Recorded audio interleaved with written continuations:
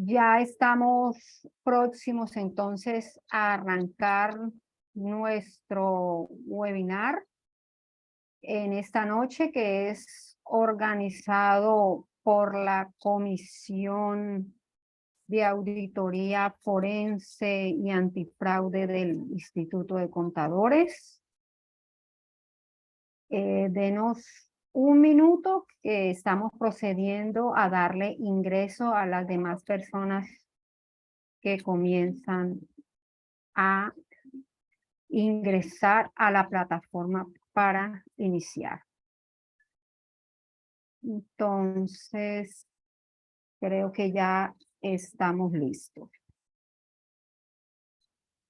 Muy buenas noches a todos los colegas de las diferentes filiales que se están conectando en esta noche. De igual manera, a los participantes que nos pueden acompañar a nivel internacional de los diferentes países de Latinoamérica que también nos acompañan en esta noche de hoy. Damos entonces inicio a nuestro evento en esta noche con el tema el sesgo cognitivo en la auditoría forense, ¿cómo evitarlo? Evento que es organizado desde la Comisión de Investigación de Auditoría Forense, Antifraude y Anticorrupción de nuestro Instituto de Contadores.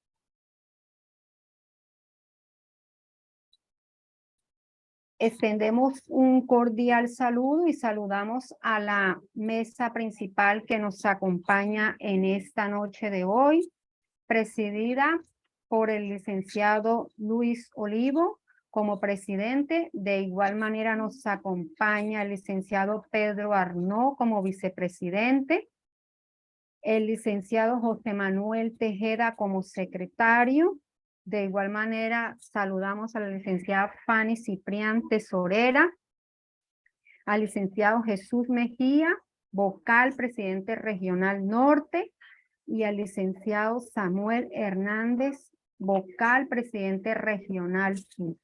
De igual manera, saludamos a nuestro conferencista de esta noche, el licenciado Richard Gómez Jiménez, quien le agradecemos ese aporte que le hace a nuestra institución con este importante tema que se va a tratar en esta noche de hoy.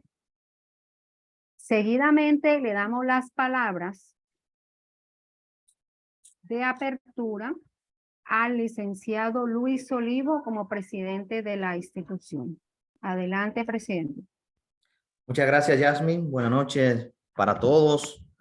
Extenderle primeramente un saludo especial a Richard como conferencista de la noche y a los miembros de la Junta Directiva Nacional, así como a Yasmin, al equipo técnico que nos acompañan en este evento. La verdad es que estamos muy agradecidos por el apoyo que nos dan con motivo de este evento que estamos realizando esta noche. Sabemos que los contadores están en su tiempo de zafra, como dirían en la hermosa ciudad del este de las Romanas. Si estuviéramos en las Romanas, dijéramos, estamos en zafra.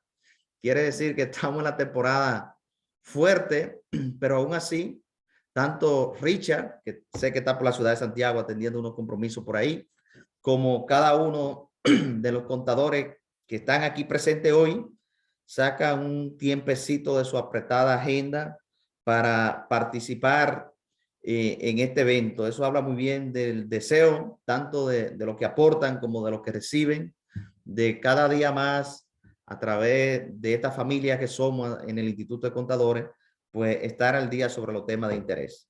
Igualmente, este evento se enmarca dentro de, a mi entender, de uno de los roles principales del instituto, que es mantener a su membresía cohesionados a través de webinar constante y recurrente sobre temas de actualidad que afectan a nuestra profesión. Sabemos que el abanico de alternativas al momento de dar un webinar es bastante amplio. Ya hemos visto temas desde retenciones de impuestos, ganancia de capital y muchos otros temas de interés, porque cada vez más el ejercicio de la profesión contable es más amplio. Ya el contador nada más no es finanzas, tiene todo un espectro de campo de acción, Pero en el día de hoy vamos a hablar del sesgo cognitivo del auditor forense. La realidad es que la auditoría de forense está de moda.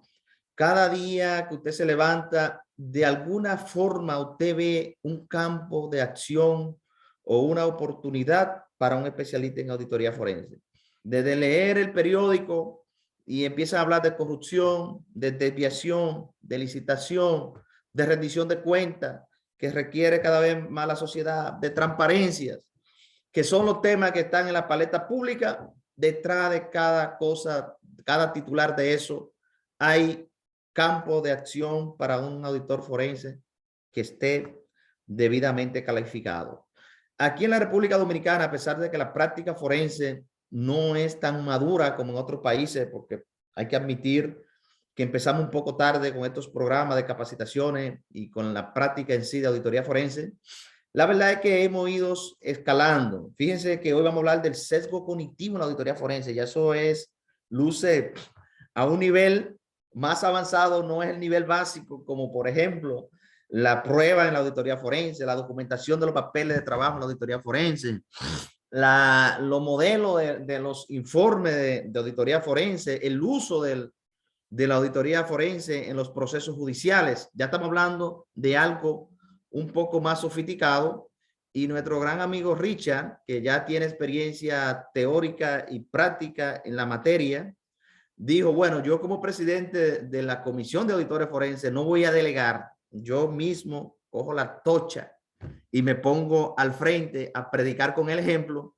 Y hoy tenemos el honor de recibir a Richard, que además de un conocedor del tema, es un gran gremialista y que siempre está dispuesto a apoyar a las clases profesionales a la cual pertenece a través del instituto en cada una de las actividades que se desarrollan.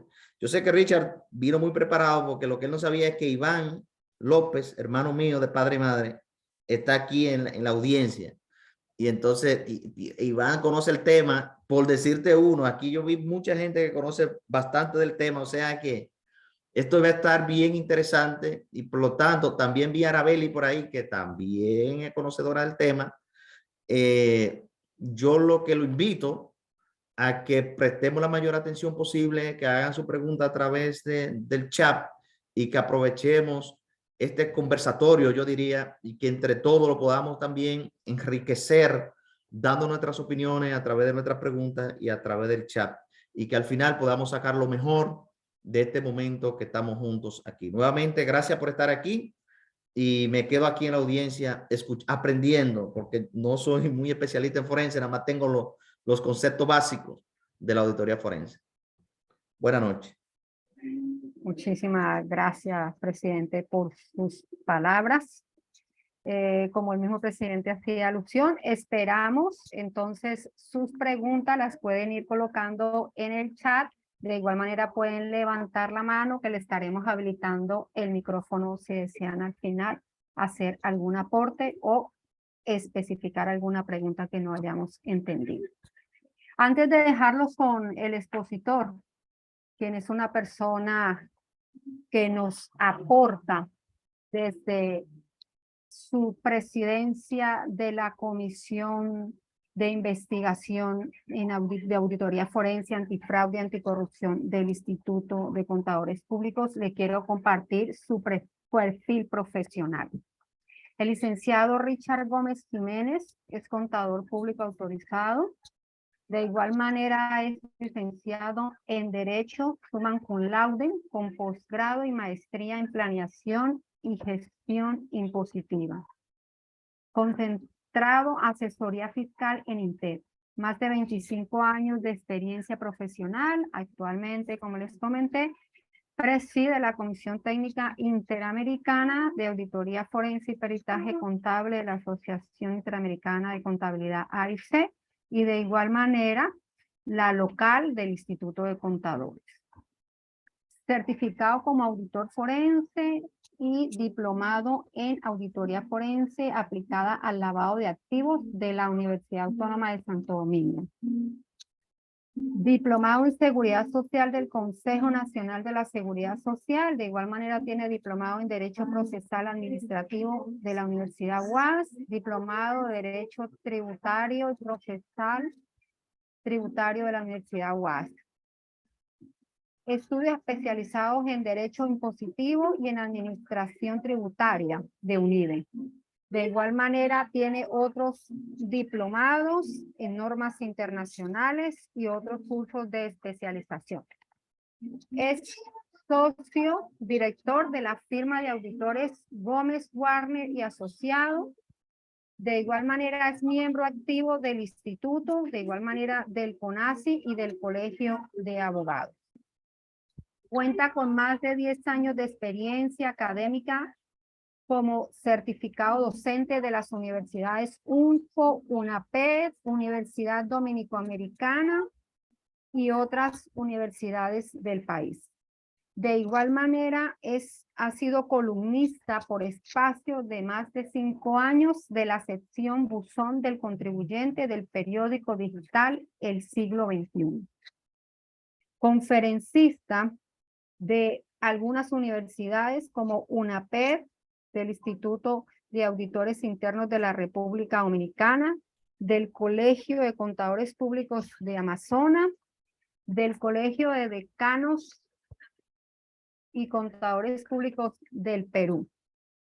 Así que los dejo en esta noche con el maestro y presidente de la Comisión de Auditoría Forense, el licenciado Richard Gómez.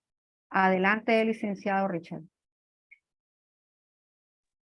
Muy buenas noches, Yasmín. Muchas gracias a Dios sobre todas las cosas que nos da la oportunidad de compartir con una familia como es la nuestra del Instituto de Contadores Públicos Autorizados de la República Dominicana. A nuestro presidente, Luis Olivo, que nos honra con su presencia, junto con el vicepresidente Pedro Arnaud, la maestra Fanny Ciprián, Jesús Mejía, Samuel Hernández, nuestro secretario José Manuel Tejeda, por compartir y apoyar este esfuerzo a la academia. Y a todos los presentes, que como bien expresó el presidente, mucha agenda de trabajo, es un mes de zafra, y han tenido la bondad de compartir con nosotros este momento y este ratito. Miren, nosotros vamos a tratar hoy un tema bastante interesante en lo que auditoría forense se trata. Y el tema que vamos a abordar esta noche tiene que ver con el sesgo cognitivo del auditor forense. O sea, el tema alude que el auditor forense en ciertos momentos puede tener sesgo. Ahora el punto es cómo evitarlo. Y de eso es que vamos a tratar. De entrada, puedo decirle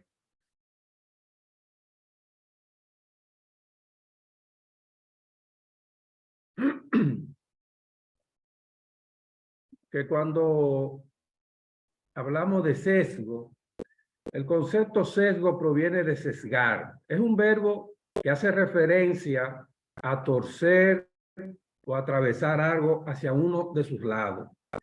El término, por lo tanto, se utiliza para hablar de algo torcido, cortado, o que se sitúa de forma oblicua.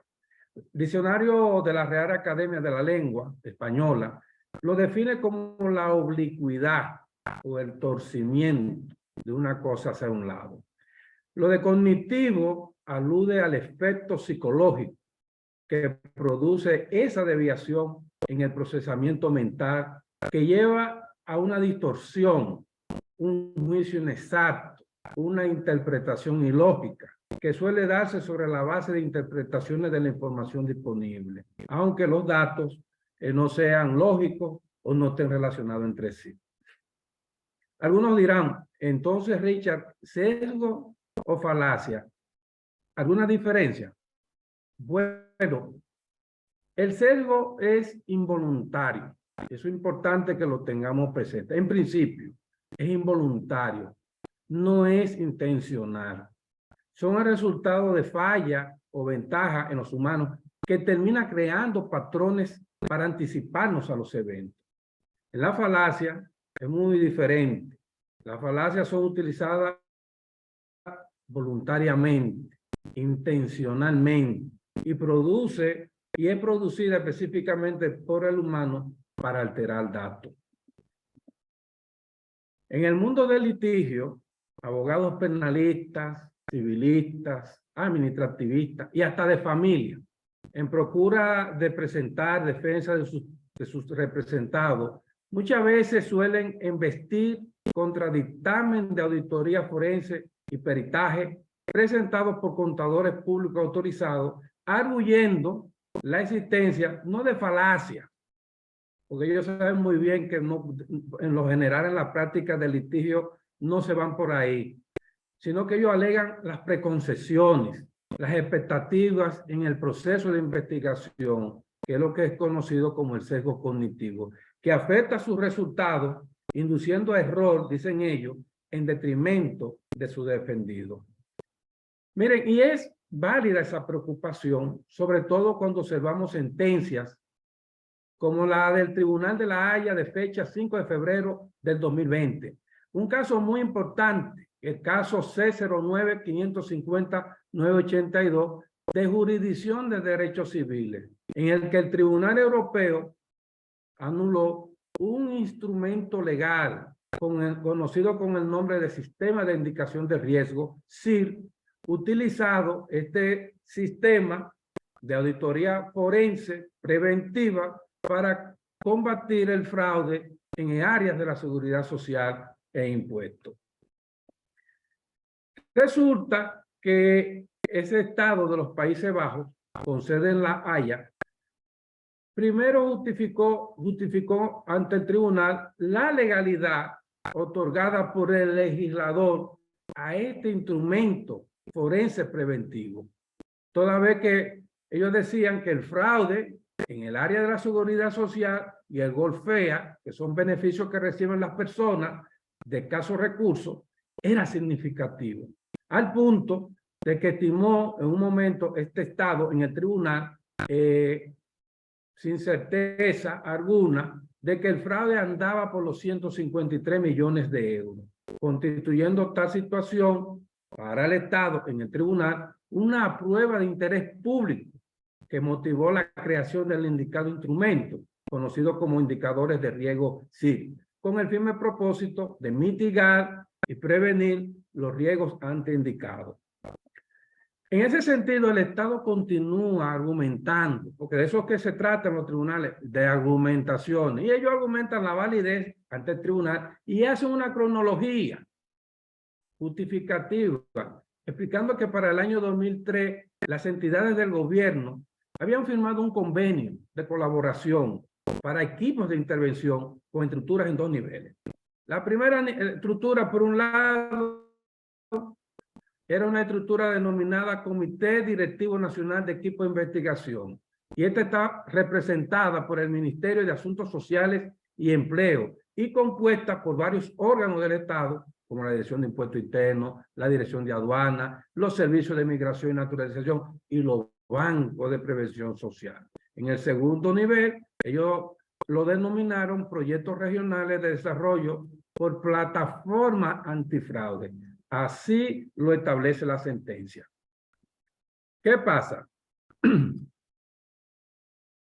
Que en el año 2005, entonces ellos se motivan y dicen al tribunal y crean un plan piloto con el proyecto denominado Prueba de Agua, que no era más que la creación de un registro de datos de donde obtenían información de los clientes de las empresas de agua establecidas en 65 municipalidades, lanzando aquí, por ejemplo, los datos de consumo de agua exclusivamente de ciudadanos beneficiarios de esa ley de trabajo y asistencia social. Bajo este esquema, lograron diseñar el Estado y los legisladores un programa basado en algoritmos, permitiéndole transmitir una sesión de mandato que se ejecute una función específica. Por un lado, un indicador de riesgo, donde un dato que hace plausible la presencia de una determinada circunstancia. y por otro lado, modelos de riesgo que constan de indicadores predeterminados y que indica si existe mayor riesgo de uso indebido de fondos gubernamentales y de instalaciones gubernamentales en el ámbito de la seguridad social y las normas relacionadas con los ingresos, el fraude fiscal y la seguridad social, o el no cumplimiento de las leyes laborales. Con base a ese plan piloto, el gobierno holandés, en el 2008 al 2014, entonces crea una infraestructura técnica y los procedimientos asociados al algoritmo para vincular y analizar datos de información anónima conforme a las mejores prácticas profesionales. Supuestamente, en un entorno seguro denominado Sistema de Indicación de Riesgo, SIRI, un sistema blindado con una base legal conocida por el nombre de legislación SIRI, sustentada en el artículo 64, artículo 65 de una ley y el artículo 5 y el decreto de un reglamento conocido como el SIRI. ¿En qué consistía el sistema? Bueno, el objetivo, le argumentan ellos al tribunal, es que buscaban generar información de riesgo de posibles fraudes en el ámbito de la seguridad social y los regímenes relacionados con los ingresos, los impuestos, contribuciones de la seguridad social y leyes laborales. Por tanto, ellos enlazan datos laborales, fiscales, de bienes inmuebles, comerciales, datos de vivienda, de identidad de la persona, de cumplimiento, de educación, de endeudamiento, de prestaciones, de permisos, de exenciones, de seguridad social y todo lo que usted le pueda agregar. En eso no había desperdicio en ese sistema diseñado. Esto significa, amable televidente, que una persona física en los Países Bajos o jurídica se consideraba merecedora de investigación en relación con un posible fraude o un uso indebido en incumplimiento de la legislación de entrada. ¿Quién suministraba esta información? Bueno, el ministro de Asuntos Sociales y de Empleo. ¿A petición de quién? A petición de los organismos del Estado que actuaron como asociación entre sí, intercambiando datos. Con el uso de ese sistema, los archivos disponibles para las agencias gubernamentales pues se vinculaban de manera estructurada para poder identificar a lo que nosotros le llamamos prevenir abusos relacionados y aumentar la posibilidad de ser atrapado a lo que nosotros conocemos como la parte detectiva. Cabe preguntarnos, ¿inducía a sesgo cognitivo este instrumento de auditoría forense preventiva? ¿Qué derechos constitucionales de los ciudadanos holandeses en auditoría forense preventiva eran conculcados? Bueno, después del análisis a este caso, resultado de un dime y un diré entre abogados, el tribunal observó lo siguiente. Me permito compartir. El tribunal observó que este instrumento, que estaba parado en normas profesionales, muy importante, no todo lo que estemos trabajando en normas profesionales quiere decir que sea bien o que esté bien. Esto fue un instrumento preparado con base en normas profesionales y bajo la sombrilla de la legalidad. Entonces el tribunal llegó a la conclusión que en verdad sí, este instrumento de auditoría forense preventiva estaba afectando la vida privada y se estaban violentando derechos como el respeto a la privacidad.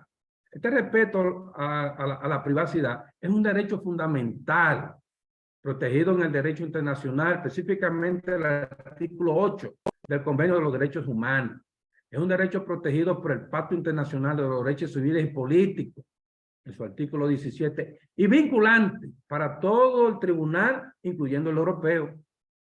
Su inobservancia conculcan derecho a la igualdad de trato, derecho a la protección contra la discriminación y estereotipos y las estigmatizaciones, que es lo que conocemos como el sesgo. Es un derecho que está íntimamente relacionado con el derecho a la protección de datos. Van de la mano, van de la mano. El derecho de protección de datos es un derecho también protegido por la Carta y el trabajo de funcionamiento de la Unión Europea. En el artículo 7 de esta carta sostiene que toda persona tiene derecho al respeto de su vida privada y familiar y de su domicilio y de su comunicación. En tanto, el artículo 8 establece que todas las personas tienen derecho a la protección de datos personales. El mismo contiene una información adicional a saber que los datos personales se procesen de manera justa para ciertos fines y con el consentimiento del interesado. Su inobservancia genera violaciones a derechos a la igualdad de trato, derecho a la protección contra la discriminación también y los estereotipos. De lo anterior, el tribunal pudo comprobar que este modelo de riesgo y esos indicadores de riesgo basados en algoritmos no eran secretos. Observó eso, secretos. Segundo, no eran públicos ni conocidos por los implicados. Esta legislación en la cual estaba amparada esta herramienta de auditoría forense no establecía la obligación de informar a aquellos cuyos datos procesan. Y que el informe de riesgo, en tal sentido, tiene efectos significativos en la vida privada de las personas. ¿Cómo evitar este sesgo en un esquema de auditoría forense preventiva? Una pregunta también que debemos hacer.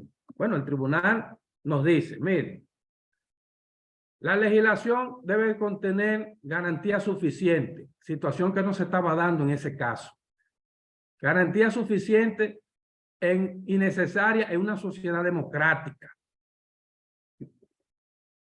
Que en tal sentido se espera que los datos personales se procesen de manera justa para ciertos fines y con el consentimiento del interesado. Deben de contener esos tipos de instrumentos sobre una base legítima prevista por la ley. Que el algoritmo practicado de que este sí y aquel no, eso afecta el derecho a la igualdad de trato, el derecho a la protección contra la discriminación. La normativa no cumple el equilibrio exigido por la Carta Interamericana de Derechos Humanos para poder hablar de una invasión de la vida privada suficientemente justificada. Por ello, el tribunal afirma de manera textual, cita, que es vital, el tribunal está diciendo, es vital en el diseño, en el desarrollo, aplicación y auditoría de los algoritmos, la garantía de los derechos fundamentales de los ciudadanos, evitando así todos los sesgos de discriminación que su uso pueda producir. En otras palabras, que el remedio no sea peor que la enfermedad. Y esto es importante para nosotros en la República Dominicana. ¿Por qué? Porque tenemos conocimiento de algunas entidades que están desarrollando software preventivo, de auditoría forense preventivo, y pudieran estar violentando o inobservando puntos como el tratado en esta disertación. De manera que debemos tener mucho cuidado para que, si queremos mitigar los riesgos de fraude, corrupción y lavado, pero que el instrumento que se diseñe no sea más malo que el mismo fraude que se esté generando. Entonces, eso es importante, porque si no lo tomamos en cuenta, miren cómo terminan las cosas. Terminan en los tribunales. Y un juez pondera, y un juez condena, y un juez salva. Entonces, nuestros expedientes no pueden, de auditoría forense, nuestro trabajo tienen que estar blindados, pero tomando en cuenta cómo piensa el juez o cómo piensa el operario jurídico, para que nuestros temas de desarrollo profesional en esta materia no caigan en las estadísticas negativas. Por eso es bueno que usted se pregunte, como contador público autorizado, especializado en esta materia, lo siguiente. El dictamen de tipo forense o peritaje que estoy presentando al operario jurídico, entiéndase jueces, fiscales, procuradores fiscales, abogados de las partes, junto con las evidencias, con sus evidencias, conforme a la normativa de la profesión contable, para prevenir y detectar todos estos flagelos de fraude, corrupción y lavado de dinero. Pasa el filtro de valoración de las pruebas del juez, de los referimientos, o el juicio a la prueba. Mi dictamen, cuando yo lo deposita al tribunal, pasa ese filtro. Cuando el juez reciba eso, pueda decir el juez, este es un expediente que califica. Estas evidencias que me están trayendo califican. Es una pregunta muy buena que nos hagamos, porque como dice una canción, no basta con que nuestro trabajo esté totalmente apegado a normas profesionales. Si esas normas profesionales inobservan los puntos jurídicos, pues entonces esos expedientes se van a caer en los tribunales, como es la estadística preocupante y negativa en Latinoamérica, con los casos de expedientes que se depositan. Es un dictamen junto con las evidencias recolectadas, exento de concesiones y expectativas en el proceso de investigación. Reciten las pruebas legales y técnicas investigativas que se le hagan. Cuando el juez reciba sus evidencias, esas evidencias reúnen el rosario que el juez tiene que tomar en cuenta, o será nuestro informe de esa estadística. Es bueno que reflexionemos en ese sentido. Por eso, ¿cómo evitamos cuestionamiento de sesgo cognitivo en un proceso de litigio respecto a un dictamen de investigación de tipo?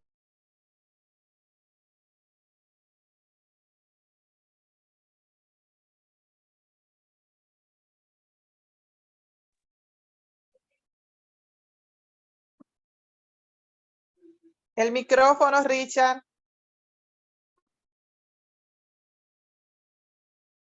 Un segundito. Ok, bien. Le decía, ¿cómo evitar cuestionamiento de sesgo cognitivo en un proceso de litigio? Bueno, simple. Nosotros, los contadores públicos autorizados, especializados en la auditoría forense o en el peritaje, debemos no solamente limitarnos a normas profesionales, debemos conocer el debido proceso técnico investigativo y el debido proceso legal. Eso es lo que establecen las normas para que nuestros expedientes sean expedientes fuertes, completos y que cumplan su objetivo para el cual se nos asignó. No basta con las normas profesionales. Y ahí que en la auditoría forense se sustenta en principio, cuando es detectiva, en normas sustantivas como la Constitución de cada país, los códigos procesales penales, civiles, administrativos, tributarios, de familia, señores, la Carta Interamericana de los Derechos Humanos, los pactos internacionales, y también las normas profesionales, nuestras NIA, nuestras normas internacionales de información financiera, la completa y la full, auditoría interna, todo eso es parte integral. Pero cuando es preventiva, en la preventiva, en principio, prevalecen las normas profesionales. En la preventiva, primero las normas profesionales, sea acoso, sea auditoría interna, sea las NIA, sea las NIF, sea las normas de contabilidad del sector público. Entonces le siguen las normas sustantivas del país. Ese es el patrón en el cual debemos tomar en cuenta. Miren, en mi país, en nuestro país, nosotros tenemos un caso en los tribunales, conocemos de un caso en los tribunales, de una sentencia interesante, de una empleada que sustrajo fondos de caja en un negocio de una banca de lotería o de apuestas, donde el abogado de la imputada argumentó sesgo en ese dictamen pericial junto con las evidencias. Antes de tal indicio de fraude, el dueño requirió los servicios del perito y ese perito hizo un trabajo bueno, él lo hizo bien y se apegó a todas las normas profesionales que nosotros conocemos, nuestras normas. Y él la hizo bien, se apegó a ella. Determinó el monto de la sustracción, el informe técnico bien estructurado, no podemos criticarlo. Lo presentó como parte del expediente acusatorio junto con sus evidencias por ante el juez. En el contradictorio resulta que los abogados de la empresa apostaban al éxito. Claro que sí. La joven robó. Eso es cierto. En tanto, el abogado de la imputada era un abogado callado, reservado, estaba recibiendo, como se dice en el argot popular nuestro, siendo vejigazo de la parte contraria, aguantando callado. El último día de la audiencia, el juez le pregunta al imputado, al abogado de la imputada, doctor, ¿algo que argumentar en beneficio de su defendida? Mire lo que él contestó, que sea rechazadas las pruebas y esas evidencias presentadas por las partes y el dictamen pericial, que sea rechazado por estar sesgado, toda vez que el perito practicó en su investigación interrogatorio en franca violación a las normativas constitucionales a espaldas de la imputada y por no cumplir las pruebas presentadas, con el principio de legalidad. Fíjense que no es un principio contable, no es un principio de las normas de auditoría. Él habló un principio de legalidad. ¿Cuál es ese principio de legalidad? Bueno, el que hace referencia al Código de Comercio, nuestro Código de Comercio de la República Dominicana, específicamente el título 2, artículo 8, artículo 9, artículo 10, artículo 11 y artículo 12, del que reza como sigue.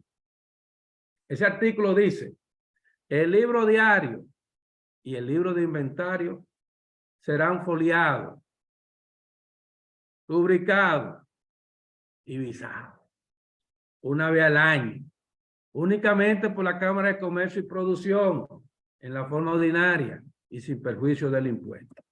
Vamos a dejar hasta ahí. Señores, el hombre salió, esa mujer salió libre. Porque esos libros que estaba llevando, estaba todo bien las evidencias, pero no estaban foliados, ubicados y visados. Ese expediente se cayó por el principio de legalidad. Por ese artículo del Código de Comercio se cayó un expediente bien formado, porque no se tomó, no se trabajó, o sea, hubieron una serie de factores. Entonces eso es importante para nosotros tomarlo en cuenta.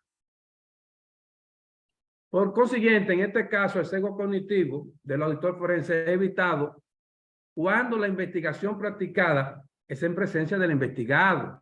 Usted no puede practicar nada a espaldas del investigado. Tiene que ser en presencia para que no sea considerado o no lo acusen de un dictamen o un informe sesgado.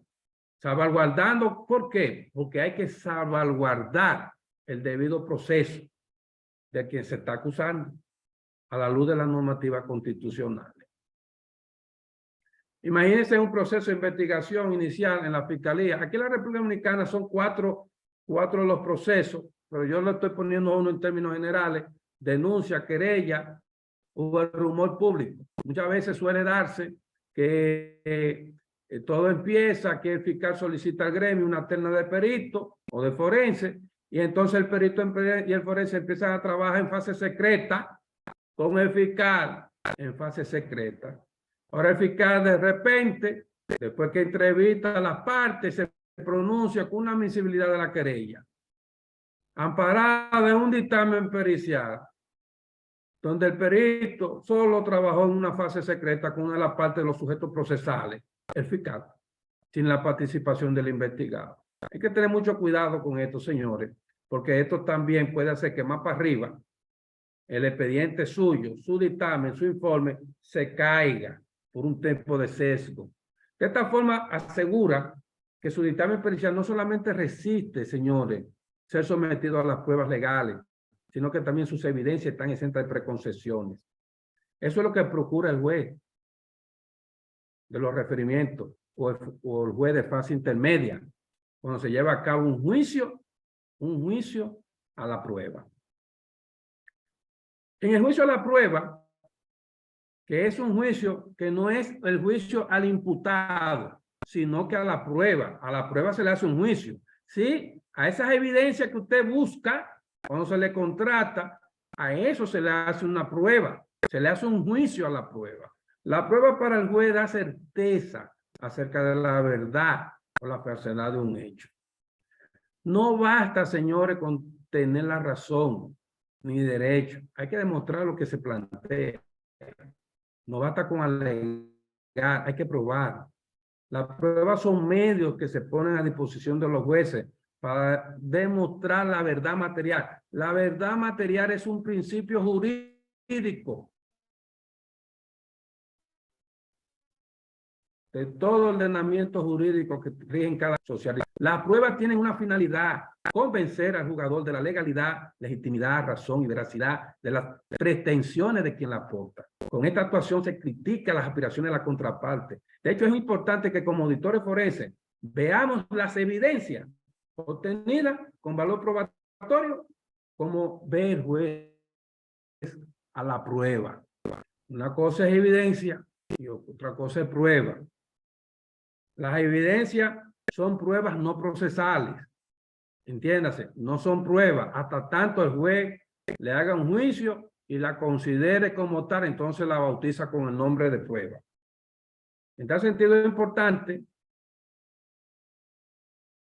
que nosotros conozcamos cómo el juez clasifica las pruebas. Es otro punto importante en este asunto. Miren, nuestro Código Civil Dominicano, específicamente el artículo 1316, hace una clasificación puntual de la prueba. Dice, la prueba pueden ser literal, testimonial, de presunciones, confesiones de la parte, de juramento. Eso es bueno que usted como forense, como perito, porque usted lo que busca es recabar evidencia, y esa evidencia al final usted quiere que sean consideradas como prueba. Usted tiene que conocer cómo se clasifican. Porque si para el juez es interesante, es importante, para usted también, para nosotros también. Entonces, es importante tener presente que en esa clasificación existe una jerarquía de la prueba. Y está sugerida esa jerarquía en el orden en que la presentó el legislador. Por ejemplo, la prueba literal o escrita es la madre de toda la prueba. Sin embargo, dependiendo de la materia y de las disposiciones legales, ese orden jerárquico puede desaparecer. Así vemos que en materia civil ordinaria, la prueba escrita es la prueba por excelencia. La filiación establecida por el acto de estado civil se le impone a la parte y al juez. En el derecho mobiliario, el certificado de título se le impone como prueba al tribunal. Pero en materia represiva o penal, la prueba testimonial es la más usada. ¿Debemos interesarnos a nosotros? Claro, porque usted lo puede llamar para hacer un peritaje en el orden del derecho inmobiliario. Usted lo pueden llamar para hacer un peritaje en el orden del derecho civil. Usted lo pueden llamar para hacer un peritaje en el orden del derecho administrativo, en el orden del derecho de familia. Entonces tenemos que conocer esto, señores, para no cometer errores que terminen acusándonos de sesgo cognitivo. En nuestro Código Penal también hay una serie de clasificaciones y muy específicamente la establece el artículo 166 al 221 de nuestro Código Procesal Penal. Ahí están la inspección del lugar. En el último, entre 1, 2, 3, 4 y 5, en el globo 5, secuestro de correspondencia, interceptación de telecomunicaciones, clausura de locales y aseguramientos municipales, testimonio, peritaje. Peritaje. Entonces debemos tomar en cuenta porque son medios de prueba. Hasta la presunción de inocencia, como derecho y garantía constitucional, es destruida por la prueba y la sentencia que pone fin al proceso. Es importante que el auditor forense tenga conocimiento de esta clasificación jurídica de la prueba. Ayudaría mucho al operario jurídico en la búsqueda de la verdad. Una forma, señores, de evitar este tipo de sesgo. A las evidencias con valor probatorio o la prueba, usted puede realizar un simple análisis jurídico. No tenemos que ser abogados para eso. A sus evidencias, a la que usted vive recolectando como forense, como perito. Usted, dentro de su proceso, usted puede hacer un análisis a esas evidencias o a esas pruebas. Por ejemplo, ¿en qué pudiera consistir un análisis? Imagínense el cheque. Recuerden que el análisis por definición, pudiéramos decir que no es más que la descomposición de un todo en su parte. Es como que usted se hace un análisis a la sangre, le extraen el análisis a la sangre, y ahora usted dice, bueno, déjame coger esta gota de sangre y la voy a descomponer. Y ahora te saca los glóbulos blancos por un lado, los glóbulos rojos por otro lado y saca la plaqueta. Así mismo también podemos hacerle un análisis jurídico a la prueba o a la evidencia que nosotros obtengamos como resultado en nuestro trabajo. Entonces, a esa prueba vamos a ver cuáles son los elementos de la prueba, vamos a ver cuáles son los órganos de la prueba, vamos a ver cuál es el medio de la prueba y cuál es el objeto de la prueba. Entonces, por ejemplo, ¿cuáles son los elementos de la prueba o la evidencia que me va a suministrar a mí conocimiento acerca de los, como forense o como perito, acerca de los hechos y que van a contribuir a generar un elemento de juicio para las decisiones judiciales? Bueno, tenemos pruebas documentales que pueden ser de tipo financiera. Es probable que la prueba que usted tenga sea el cheque, sea el depósito, una transferencia. Puede ser que sean los estados bancarios. Cualquiera de ellas puede ser la evidencia que usted tenga a mano. Puede ser que su prueba pueda ser de tipo contable. A lo mejor es un registro. A lo mejor es los balances de cuentas nominales, las reales. O tal vez las presupuestarias y de orden. La entrada de diario puede ser una prueba de tipo contable. O pueden ser pruebas de tipo operativa. Puede ser que sean una factura de proveedor, un contrato o un recibo o cualquier otro documento.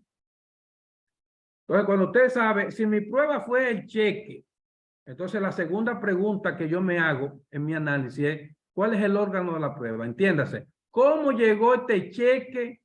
¿Cómo llegó los elementos de la evidencia al proceso? O sea, ¿cómo llegó este cheque al proceso?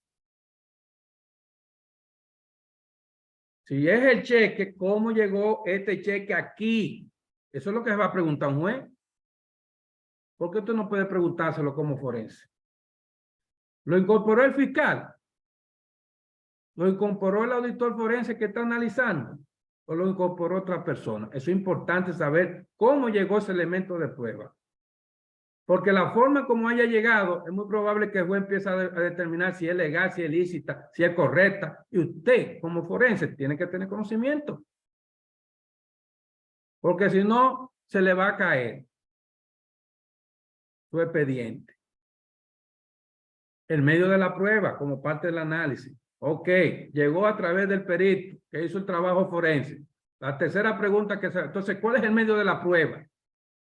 En otras palabras, ¿qué procedimiento utilizó este forense, este perito, para incorporar la prueba al proceso?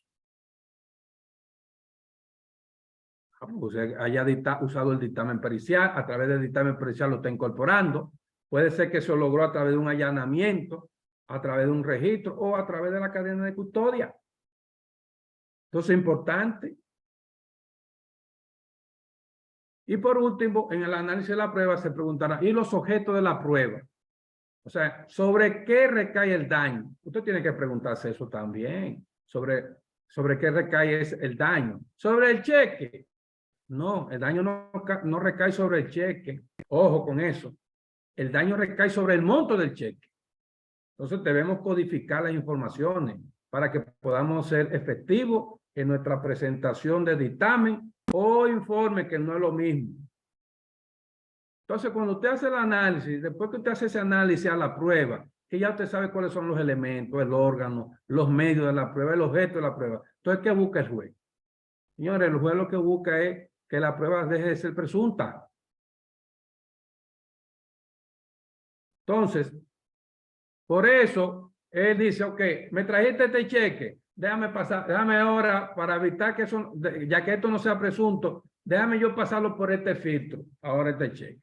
Y viene lo que se le llaman los principios de la prueba. Y hay un principio bastante interesante que nosotros tenemos que tener pendiente para que no se nos tilde de sesgo, sobre todo del tipo cognitivo. Y una de esas pruebas que se le debe de hacer es el principio de indivisibilidad de la prueba.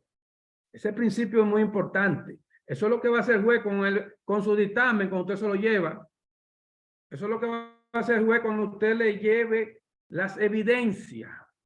Entonces él va a decir, déjame ver si esto que me han traído cumple con el principio de indivisibilidad de la prueba. ¿Qué dice este principio? Que las pruebas se presentan como un todo. Estas pruebas no admiten el muestreo, señores. No admiten pruebas selectivas. Ojo con eso. Nosotros hace poco escribimos un artículo tratando ese tema. No podemos, nuestras normas profesionales adaptan métodos científicos, acogen métodos científicos, pero tenemos que saber cuál es el método científico que rime y baile con los principios de la prueba, porque si no bailan con lo que el juez se le tiene ahí en un cheerlead, entonces recojan los bates que ganó el Licey. Eso es lo que va a pasar con este asunto. Entonces, el método de la NIA 530, señores, no es una NIA para asuntos de auditoría forense detectiva, porque está diseñada para pruebas selectivas. Y las auditorías detectivas, el principio de indivisibilidad de la prueba, quieren la prueba total. Entonces, el método por excelencia en un tribunal que un juez lo va a asimilar, va a ser el que tiene que ver con el método deductivo. El método deductivo es un método que nadie puede señalarlo de sesgo, porque si usted elige el método de la NIA 500, usted le está dando caldo de cultivo a los abogados contrarios, sobre todo un abogado que tenga pericia en auditoría forense y detectiva, se lo va a tumbar el expediente. Tiene que ver esa palabrita NIA 530. Se lo va a tumbar.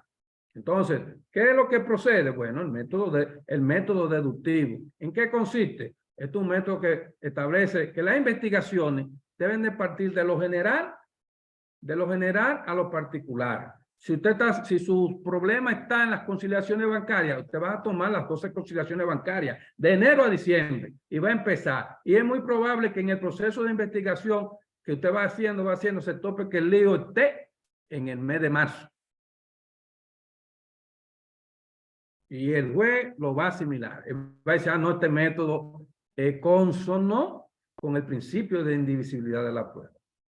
Pero ¿qué pasa si el problema está en el mes de marzo? Bueno, entonces vamos a ver ahora cuáles son los métodos de recolección de evidencia. ¿Cuáles son los métodos de recolección de evidencia que usted va a tomar? Si usted elige la NIA 315, la NIA 320 y la 330, probablemente con un abogado le va a decir, magistrado, nosotros rechazamos eso. Estos procedimientos son procedimientos que inducen a sesgo.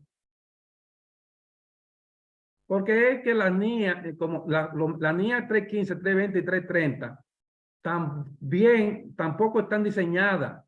O sea, no están diseñadas para la exhaustividad. O sea, no conocen el hecho completo. Entonces, ¿qué métodos de recolección de evidencia son las que proceden? Que vayan o rimen con la metodología deductiva.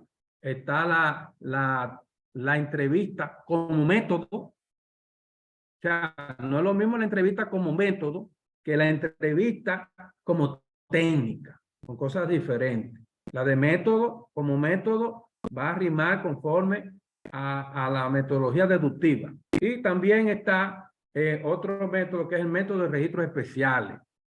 Eso va con eso. Cuando usted le pone eso al juez, por más que venga el abogado a buscar la quinta pata al gato, cuando tiene 4, no va, el criterio del sesgo no será un tema a tratar ni abundar en el litigio. Pero así como hablamos de eso, hay muchos principios. Está el principio de contradicción de la prueba, que la prueba debe ser observada por todos, no por una de las partes. A lo mejor usted la observó, la prueba, nada más usted, y no permitió que los demás la observen. Su informe pericial puede ser cegado. Entonces es muy importante que usted lo debe tomar en cuenta. El principio de eficacia jurídica y legal de la prueba, el principio de oportunidad de la prueba, el principio probatoria, está el principio de publicidad de la prueba, el principio de originalidad de la prueba, el principio de imparcialidad, libertad de la prueba, irrenunciabilidad de la prueba, inmacularidad de la prueba.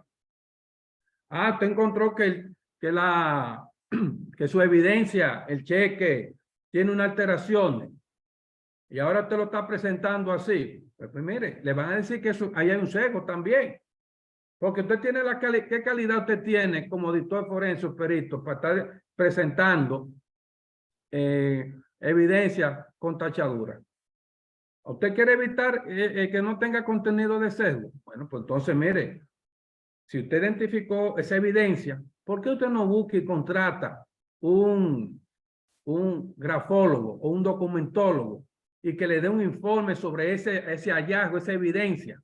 Y entonces usted se lo sustenta al expediente y usted va a ver que no va a ser cuestionado con un sesgo cognitivo, porque usted está acompañándolo bajo la expertise de una persona que sabe de eso.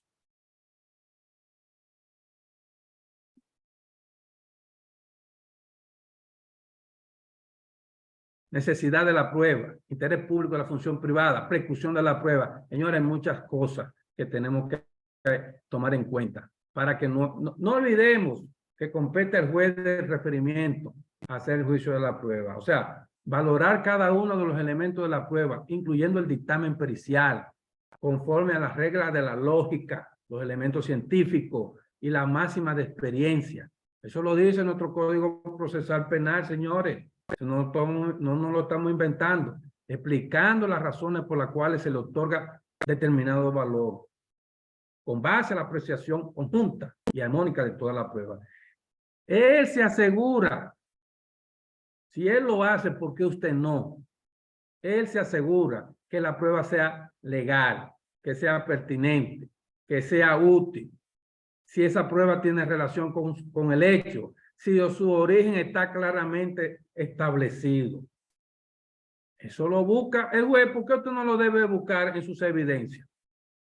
¿No sería estratégico que el auditor forense y el perito, antes de presentar su dictamen a los operarios y a su cliente, realice un juicio a las evidencias, tomando los criterios del juez de la prueba y no delimitarse a la norma de su profesión? Mire, aquí se da el contradictorio entre las partes y puede surgir embestida, como bien le dije al principio, por un tema como este. Yo en estos días estaba en el Tribunal Superior Administrativo y de repente estaba con la hija mía, que estudia Derecho, y también, entonces yo le dije, ven, que aquí se aprende sentándose aquí en estos banquillos. Mira cómo tu papá aprende, escuchando a los demás. Y me senté, dada la coincidencia que el caso que se estaba sonando, ventilando en esa sala, es el caso de un banco que tuvo problemas.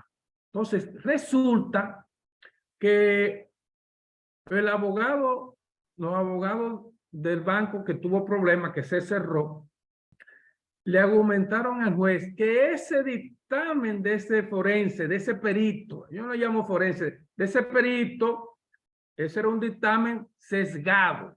Digo, ¿cómo? Yo probé acá. Sí, sesgado. Y él argumentó al juez, mire magistrado, el regulador, en vez de apoderar al Ministerio Público para que éste elija una firma del Instituto de Contadores en el orden que establecen las normas del gremio, apeló al listado de firmas que tienen ahí el regulador y esa firma parece ser, ¿verdad? Eso es lo que se delucidó en el tribunal, es la que hizo el tema forense y él lo está cuestionando. Lo está cuestionando. Aquí hay sesgo. ¿Por qué no se lo dio al Ministerio Público y que éste elija? Entonces, ojo con eso. Mire cómo temas importantes se caen por asuntos de forma. Todo lo que se afirma sin prueba puede ser negado sin ella, dice Euclides. Entonces, no es competencia del auditor forense determinar el tipo penal subjetivo. Pertenece a los jueces y fiscales. O sea, en un delito se tiene que dar una acción La acción tiene dos elementos. Primero se piensa y luego se ejecuta. Nuestro problema no es trabajar para ver si se pensó. Eso es problema de los jueces. Eso es problema de los jueces, de los fiscales, de los abogados y toda esa gente. Una conducta delictiva inicia primero en el pensamiento cognitivo, por lo que se requiere determinar primero si el acto se realizó con intención, si se hizo con discernimiento, con libertad de ocasionar un daño o lesiones a alguien. Los códigos dan competencia, señora, a los jueces y a los fiscales. Seguido sigue la ejecución. O sea, después que se pensó, se ejecutó. Entonces, la ejecución es lo que nosotros le llamamos el tipo penal objetivo. Ese es nuestro trabajo como auditores forenses. No nos hagamos de ahí como peritos. No nos hagamos de ahí. Nosotros tenemos que describir la situación fáctica de los hechos. Esa es nuestra misión. Cuando usted se sale de ahí, entonces usted va a terminar dentro del grupito con el dedo. Ahí hay sesgo. Entonces hay que evitar eso, porque eso se ha dado en muchos peritajes y muchos trabajos de tipo de auditoría forense. Y es importante hacer la observación. Miren, en un negocio, esto también fue un caso real. En un negocio, el dueño tenía indicio de que los fondos de la caja chica existía una sustracción. La caja chica tiene un monto, por ejemplo, por poner un monto simbólico de $50,000. Sí, y la de la cervecería, ¿cuánto usted cree que es? Entonces, $50,000, estoy poniendo un ejemplo moderado. Y conversa con sus abogados y ellos le sugieren buscar a un auditor forense, un perito, para respaldar la acción en justicia. Y ese es usted. Ahora usted practica o practicó su investigación conforme a las normas contables, identificó que en el lugar de los hechos, la caja chica no estaban los fondos completos, existe una diferencia de 30,000 según su investigación. Usted ahora continúa con un proceso técnico investigativo y hace uso de la entrevista y un proceso de entrevistar y usted logra obtener la información de la relacionada, que sí utilizó el efectivo, pero ella le explicó que su intención era devolverlo, que fue utilizado para resolver un problema de familia, bla, bla, bla, bla, bla, bla, bla, bla. Pero ahora, en el informe, usted, como forense, como perito, concluye que existe una sustracción de fondos en la caja chica. Y el abogado, entonces, para ayudarlo, le da una calificación de querella de robo asalariado. Eso que es un delito penal. Y el dueño contento, porque él le sabe que con esta acusación él puede hacer que el seguro contra sustracción le reembolse esa suma de dinero. En el juicio, el juez de fondo, el juez cuestiona y ahora él escucha a la imputada y él se asegura sobre la conducta de esta. Observa si la realizó con intención, si la realizó con discernimiento y con libertad de ocasionar un daño o lesiones al propietario de ese establecimiento. Ella le expresa que al magistrado que sí utilizó la suma de dinero, ya no se niega, la utilizó para resolver un problema de salud de su hija que tenía un problema de cáncer. Ella le presentó toda la factura, quimio, radio, todas esas cosas que son propias de este sistema. Ahora el juez le toca deliberar. En su ponderación nota que la conducta practicada en nada le aplica una calificación jurídica de un faltante de caja chica, como pensaba el forense o como pensaba el perito, como resultado de error. Tampoco él lo vio como robo asalariado, como si solicitó el abogado de la parte, magistrado, aquí hay robo asalariado en su informe. Él tampoco lo vio así. Él procedió a calificar la conducta como abuso de confianza. ¿Que es un delito de tipo penal? Sí, pero no como el que pretendía el abogado o como el que estaba haciendo alusión el forense o el perito. Entonces, ¿qué nos dice esta experiencia? que cuando se audita, se investiga, no se juzga, se reporta. La persona tendrá la oportunidad de ejercer ese derecho constitucional. La verificación no es una tarea de juzgamiento.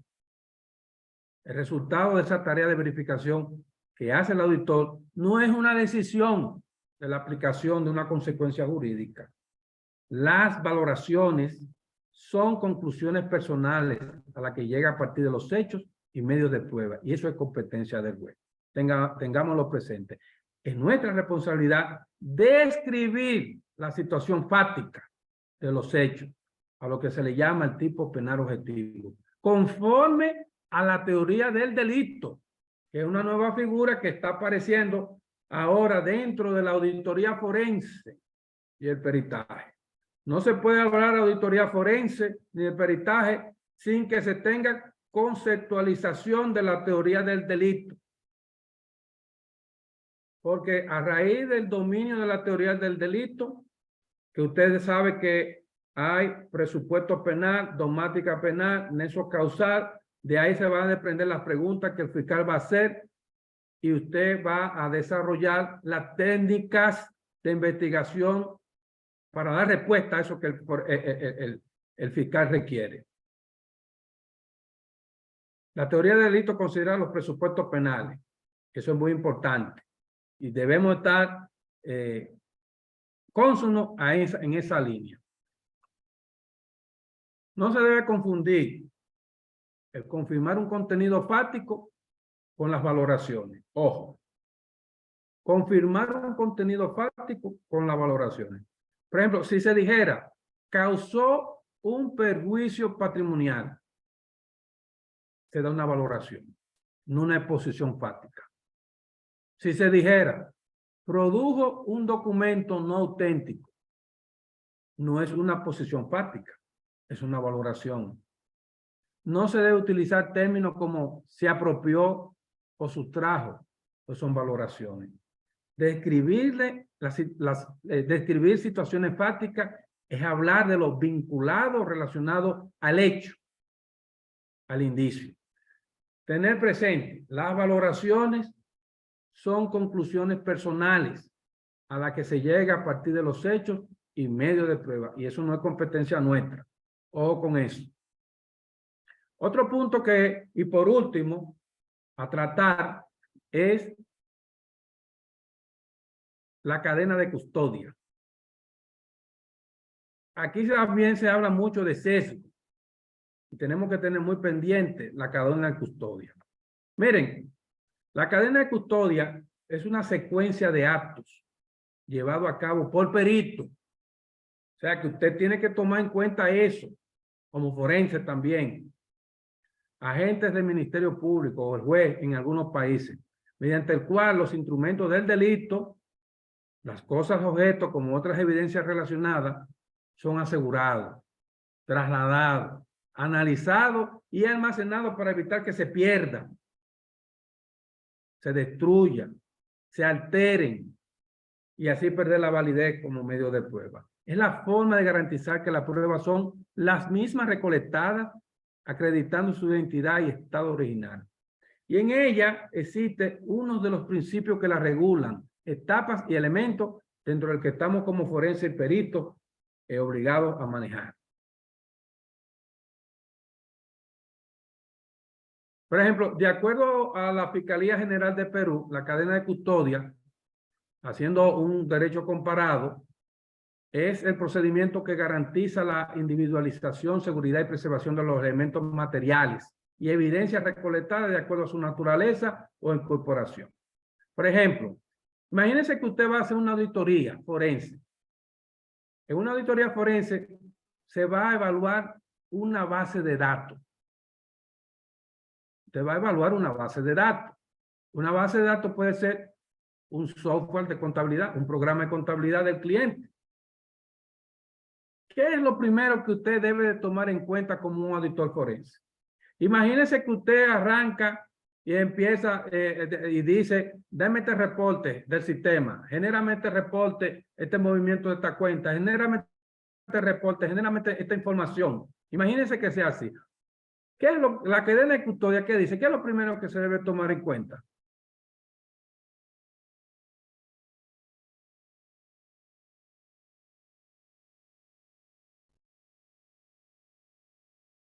Usted debe procurar la intervención de una ciencia auxiliar de la auditoría forense. En este caso, yo me auxiliaría de la informática forense. O sea, en vez de yo empezar de entrada pidiendo datos y cucuteando y sacando información del sistema, la cadena de custodia lo prohíbe. Entonces, ¿qué es lo que dicta? Bueno, usted lo que primero debe auxiliarse, incluir en su trabajo de auditoría forense al cliente, decirle, mira, aquí es importante una auditoría informática como acompañamiento a esta investigación de tipo forense, ya que es el especialista que nos va a decir los niveles de seguridad que están en esa base de datos. Nos va a decir su diseño, su construcción de acuerdo a la ley de documentos electrónicos del país. Debe decirnos también ese especialista si la persona del departamento de informática tiene el expertise, y de tenerla, entonces, como forense, vamos a solicitar que nos confirme los datos de esa base de datos. Imagínense que la base de datos sea una base de datos abierta, donde las consignaciones bancarias sean llevadas en Excel, existiendo un sistema electrónico. Pues evidentemente que no sería útil para conciliar.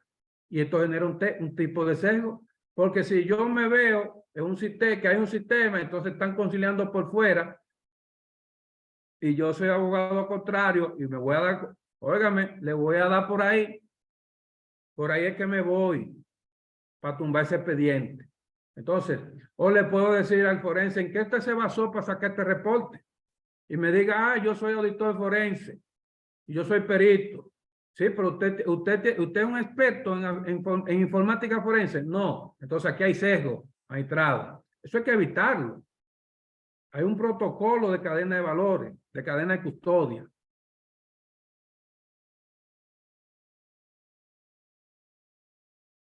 La base de datos tiene 3 niveles. Usted debe exigirle al auditor forense, mira, yo necesito saber quién introdujo los datos. Yo necesito saber quién introduce y modifica. Yo necesito saber quién introduce, modifica, elimina datos. Porque a partir de ahí yo voy a establecer responsabilidades. Voy a identificar. Debe tener conocimiento también de cuántas terminales o puntos existen en esos niveles. Sujeto a mención. ¿Y quién lo autoriza? Mira un caso. Una cajera está en una terminal o un punto. Si una cajera está en una terminal o un punto, evidentemente que el nivel de ella, ¿cuál es? ¿El 3? No, el nivel de ella es 1. Porque ella introduce. Imagínense un encargado de almacén. ¿Cuál es su terminal? ¿El 2? No, el 1, porque él introduce. Para que todo esto tenga validez, usted debe requerir de ese forense que tiene esa responsabilidad de proveerle esa información. Y así su expediente no termine. Eso es la cadena de custodia. Recolectar datos, trasladar datos a un lugar seguro, ocuparse que los datos sean auténticos, ocuparse que los datos no hayan sufrido alteración, que los datos sean recolectados por la persona idónea y con la autorización que corresponda. El sesgo en la cadena de custodia podemos evitarlo cuando levantamos datos o recolectamos datos de conformidad con las observaciones legales y usted busca un informático forense. Se identifica sesgo con una persona con medio electrónico para llevar datos, utilice datos abiertos como el Excel. Hay que evitarlo. Aunque el Excel puede hacer que la información que tenga sea verídica, pero de entrada me voy por el sesgo y eso es lo que tenemos que evitar. Una inobservancia, por último, puede ser considerada como sesgo. Es por ello que el auditor se constituye en un interventor del debido proceso de la cadena de custodia, garantizando lo que procura todo juez cuando requiere de una prueba policial o forense, el principio jurídico de la verdad material del hecho fraudulento, corrupción o lavado. Por último, y no menos importante, que nuestro informe pericial o pericial termine constituyendo una prueba preconstituida.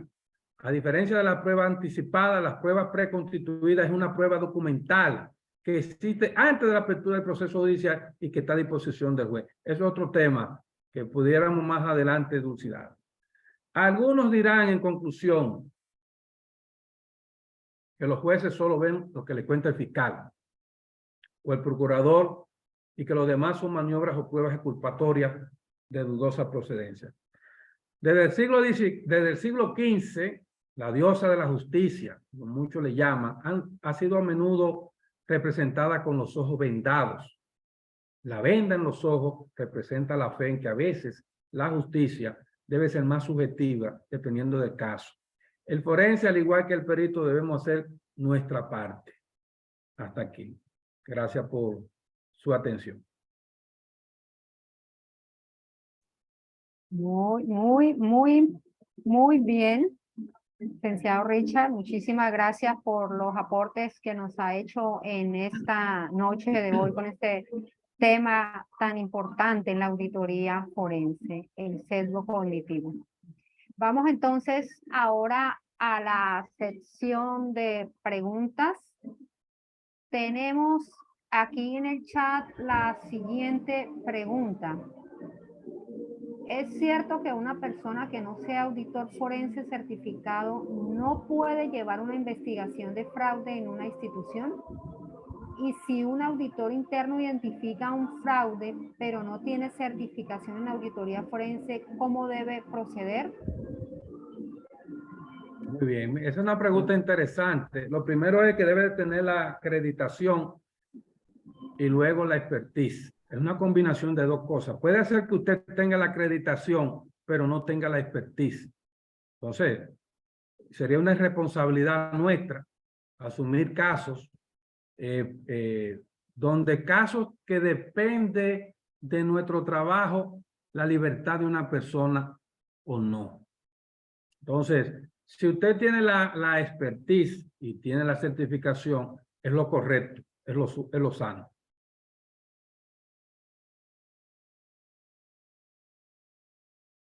Vamos a la siguiente pregunta. ¿El juez de la instrucción puede variar la calificación jurídica? De igual manera, ahí nuestro colega Iván López les felicita por el tema. Gracias, Iván. Un abrazo. Sí, claro que la puede variar. En todo el proceso de litigio, empezamos con evidencias en la investigación. Cuando lo depositamos en el tribunal, son evidencias. Cuando pasa el juicio de la prueba, como bien lo expresa el colega, el juez puede hacer que la evidencia le dé calificación de prueba y siga en prueba. Y todavía en el juicio final puede variar la cosa. O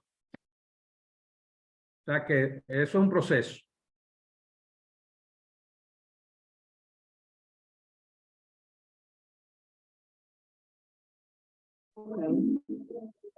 Vamos, bueno.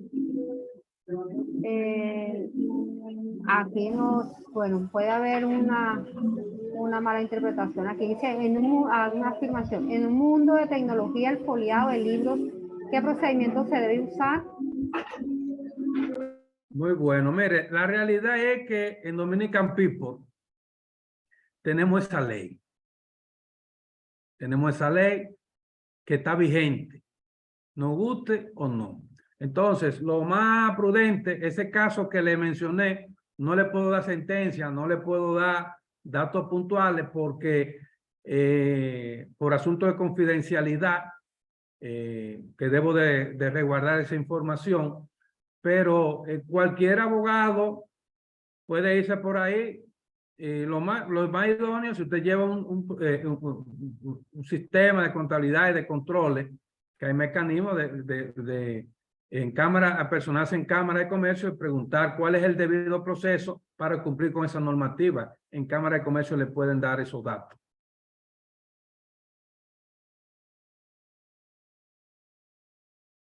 Ok.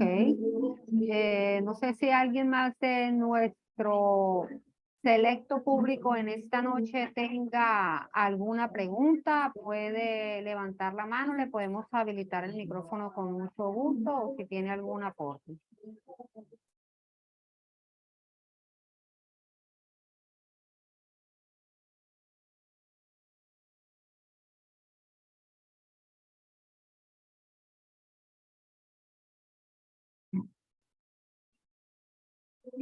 Ángel, por favor, colaborarme habilitando el micrófono para José Ortiz.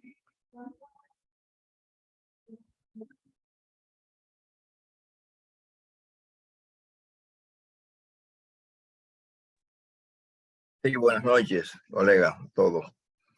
Viendo esta charla tan importante y todos esos elementos jurídicos que debe contemplar el auditor forense al preparar su informe de manera que sirva de prueba a los fiscales, a los jueces, ¿qué programa complementario contempla el IPAR para fortalecer un poco y disminuir ese sesgo cognitivo? Muy buena pregunta, colega. El Instituto de Contadores Públicos Autorizados de la República Dominicana, nuestro gremio, está sumergido en un proceso de reformas en el campo que tiene que ver con la academia. Está diseñando, estructurando sus programas de auditoría forense, enfocándolo para dar respuesta a esas necesidades. Es importante, quiero, con el permiso de nuestro presidente, Luis Olivo y Basilio, tuvimos una reunión con el Ministerio Público, con la Procuradora General de la República, el cual intercambiamos impresiones, y hay una necesidad de que en nuestro gremio siga apoyando la formación de nuestros auditores forenses y peritos, y más adelante van a venir unos programas donde vamos a tener la participación también en la colaboración del Ministerio Público con nosotros y nosotros con el Ministerio Público. Es importante información que deben de tener conocimiento. Y en términos de certificaciones internacionales, la Asociación Interamericana de Contabilidad, la AIC, nuestro órgano que regula, ya ha presentado a través de la Comisión de Peritaje Contable y Auditoría Forense a las máximas autoridades propuestas de certificación de auditoría forense preventiva y auditoría forense detectiva, y está concluyendo el primer manual de procedimiento de auditoría forense preventiva y detectiva. De la mano también está trabajando grupos con las certificaciones de peritaje, y las cosas y las agendas que vienen tanto en la AIC como en nuestro gremio son buenas y van a contribuir para hacer qué es lo que necesita nuestra sociedad, hombres y mujeres, con práctica. Son contenidos que van a venir con un elemento eminentemente práctico, donde usted, una vez concluya su certificación, usted sepa hacer una auditoría, que usted sepa por dónde se empieza, qué hago, cómo inicio, cómo procedo y cómo termino. El debido proceso es un trabajo de este tipo, y eso es lo que vamos, en esa dirección estamos remando con nuestras autoridades. Bueno, pues me alegra mucho porque realmente ya en mi caso particular tengo la certificación forense, pero es que no se puede uno quedar ahí. Hay que seguir profundizando, y si esas cosas están en agenda, pues anóteme a mí como en primer lugar por ahí. Gracias por todo. Gracias. Sí, gracias a usted, colega, por su intervención. Gracias por su aporte, señor José. Le damos la palabra entonces al licenciado José Joaquín. Voy a habilitar su micrófono y puede hablar.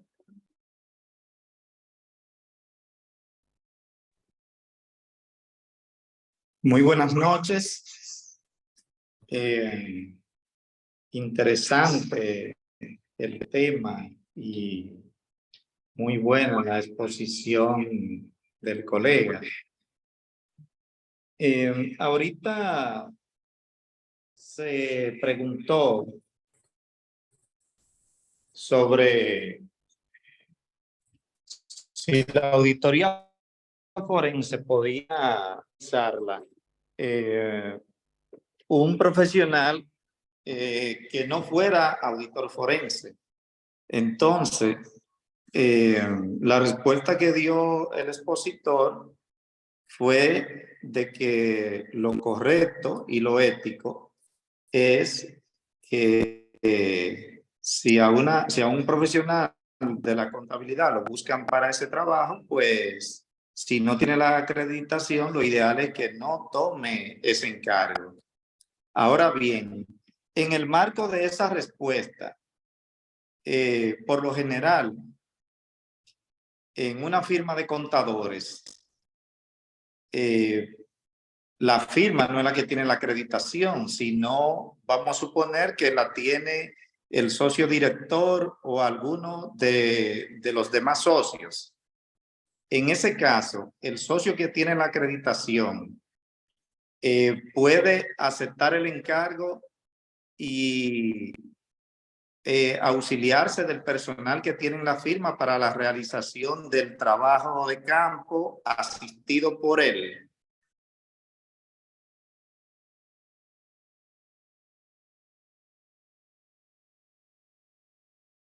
Ok. Bien, ¿me escucha, Yasmín? Sí, sí, sí, licenciado. Adelante, adelante. Bien, pues, muchas gracias, José Joaquín, por tu intervención. Mira, si hay un socio con encargo, preparado con las acreditaciones y la expertise, el socio puede asumir la responsabilidad. Ahí no hay problema con ese tema.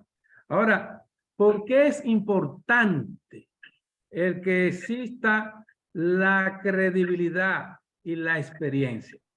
Miren, ustedes ven cuando ustedes hacen auditoría financiera. En la auditoría financiera existe la planificación. En la planificación, en una auditoría financiera, usted después que dice conocimiento del cliente, que sí, ok, toda esta cosa, hay un punto donde usted dice riesgo del auditor, de la auditoría. Entonces dice el riesgo inherente, cuándo, el riesgo de control y el riesgo de auditoría. Y concluye ahí. Yo me pregunto, en una auditoría forense, en la planificación de una auditoría forense, ¿existe riesgo? Pues miren, existe riesgo, pero no el riesgo de una auditoría financiera. En la auditoría forense no se habla de riesgo inherente, no se habla de riesgo de detección, no se habla de riesgo de auditoría. Hay un riesgo puntual que se le llama riesgo y responsabilidad. ¿Qué significa eso? Riesgo y responsabilidad. Que usted como auditor forense, cuando está haciendo su planificación, usted tiene que ver cuáles son los posibles riesgos suyos como forense. Entiéndase. Imagínese que el contrato de auditoría forense que usted realizó, su cliente le exige a usted una cláusula donde establezca que cada paso que usted va a dar como forense tiene que ser con el consentimiento de él. Entonces, ¿cuál es el riesgo ahí? El riesgo es alto en esa situación. ¿Por qué? Porque imagínense, ha habido casos de demanda en los tribunales, en las Américas. ¿Por qué? Porque una cláusula de ese tipo condiciona y limita el ejercicio del auditor forense y de repente él practicó una actividad, entendió que eso no había que consultarla y ahora viene el mismo cliente y lo demanda. Pero ustedes saben cuál es la responsabilidad que va a tener ahí. Es una responsabilidad de tipo ¿qué? Civil, de tipo civil, y usted puede ser demandado por su propio cliente. Pero imagínese que usted, por no tener la expertise y esa acreditación, usted diga, bueno, en su planificación, ¿cuál es el riesgo de la estructura de los hombres que tengo?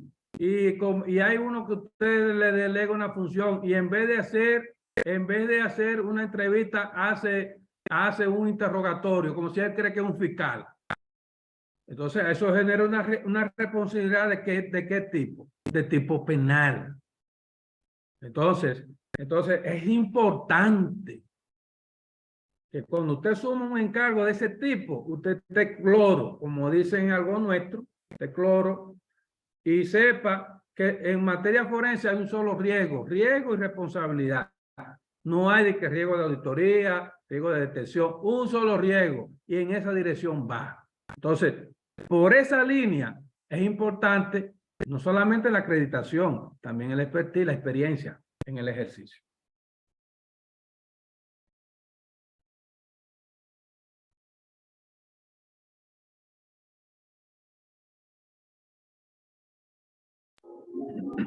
Vemos aquí en el chat que nos han compartido otras preguntas. Dice, ¿qué pasa si el auditor falla en el dictamen?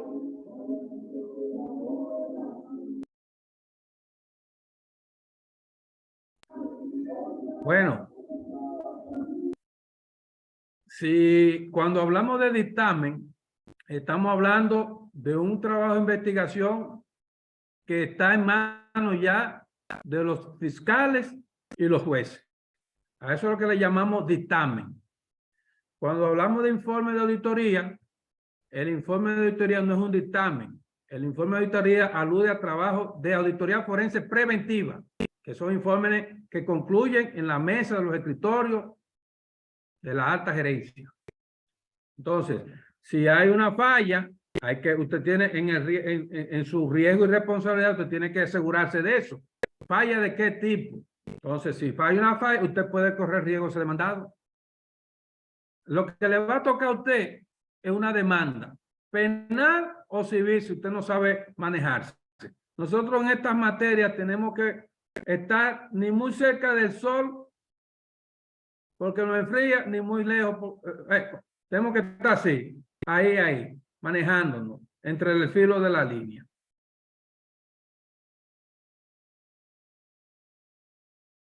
Ok, vamos con la siguiente pregunta.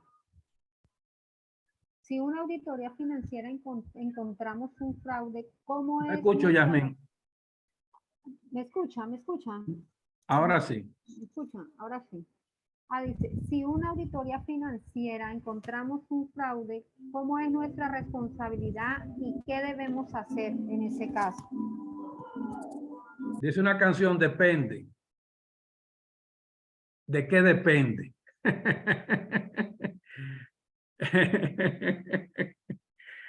Bueno, en una auditoría financiera, el objetivo de la auditoría financiera no es para detectar fraude. La auditoría financiera nos adorna una norma de riesgo y fraude que tomamos muy en cuenta. Ahora, ¿qué pasa? Acójase esa norma de la auditoría financiera de riesgo y fraude. Fija el protocolo que establece esa norma de auditoría financiera. Si usted ve con una situación, convérselo con los ejecutivos y eso, que sea la empresa que lo trate y usted lo tome en cuenta, ya su mejor consideración, si puede ser que lo tome en cuenta como un párrafo de énfasis, si es relevante. Imagínense que sea un tema de lavado. Imagínense que sea un lío de lavado.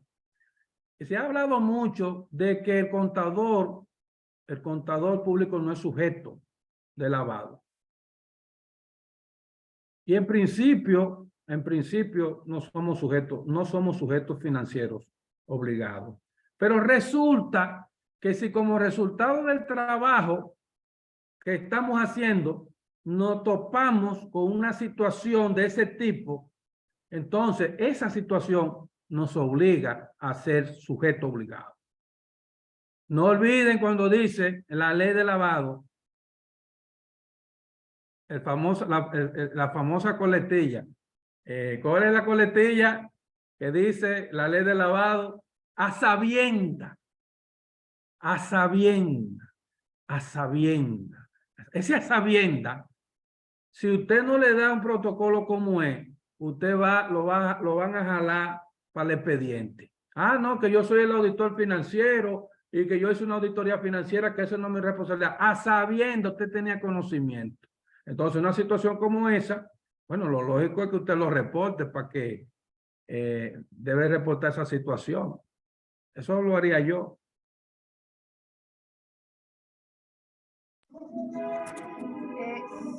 Sí. Vamos con la siguiente pregunta. ¿Hay alguna estadística de los casos de peritaje que sepan cuáles son efectivos y cuáles son rechazados por mala instrumentación?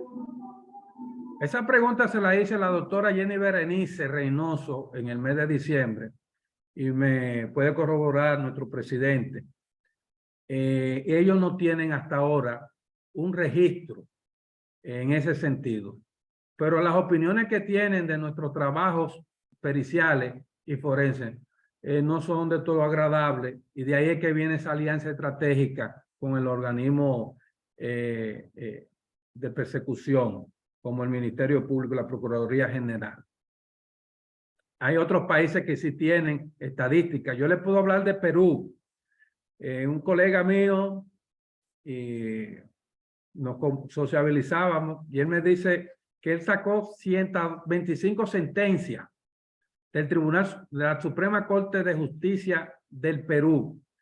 Y en esas 125 sentencias, las críticas eran fuertes al peritaje y a la auditoría forense. Tanto que la Suprema Corte de Justicia de Perú en el 2015 decidió hacer un documento trazando las pautas y las líneas a los peritos para que puedan hacer efectivos sus informes periciales por ante ese órgano superior. En el caso de nosotros no hay estadística. Así es, así es. Aquí hay, vamos a ver, hay un comentario que dice, ¿quién tiene que dar respuesta a los resultados de la auditoría forense ante el juez? Es el auditor actuante, no es el socio. No escuché esa. Dice, quien tiene que dar respuesta a los resultados de la auditoría forense ante el juez es el auditor actuante, no es el socio. Bueno, en este caso, en una auditoría forense hay actuantes. Si en una auditoría forense yo le digo al cliente que los auditores forenses somos 5 y lo menciono, cualquiera de esos 5 que estén en esa lista tiene las condiciones para poder expresar una opinión ante un operario jurídico, si está dentro de ese listado. Ramón González quiere comentar algo o que lo admitan, una de las dos. Ramón, llévame suave, ¿oíste? No abuses de mí. No abuses, que yo sé que... Ya entró. Hay otra pregunta bien interesante. Que no abuse, que me haga preguntas suaves, que me lleve suave. Bueno, esta noche estamos muy bien acompañados de todos nuestros auditores forenses que están en nuestro banco y que tienen vasta experiencia en el área. Debemos capacitarnos a través del Instituto de Contadores Públicos. Debemos recibir formación a través de la Asociación Interamericana de Contabilidad, que son el órgano que nos rige, que nos respalda por una ley, que nos da fuerza de opinión. Nosotros no podemos regirnos por el imperio del embotellamiento. Debemos saber dónde están las cosas.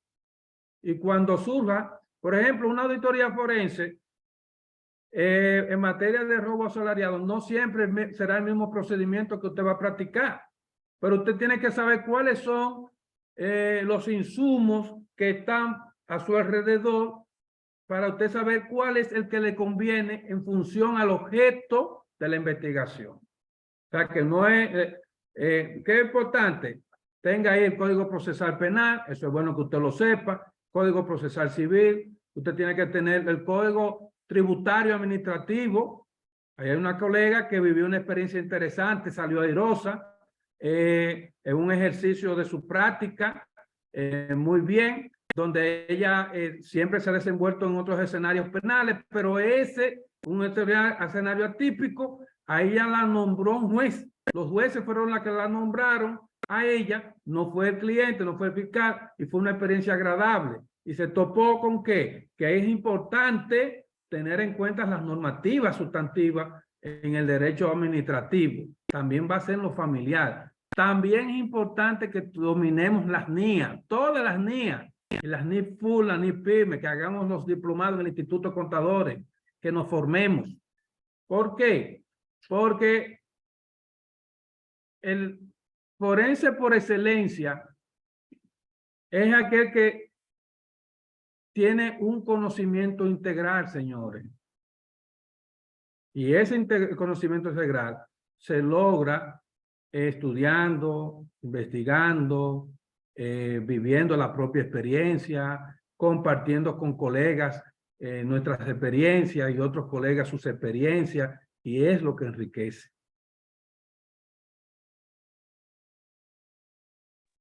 Así es, usted ha coincidido en ese punto bien importante que el auditor forense debe tener vasta experiencia en todas las áreas.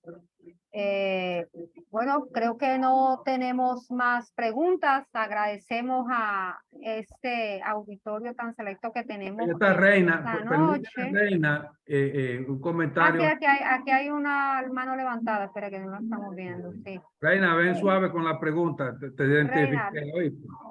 tiene habilitado el micrófono, verifique, por favor.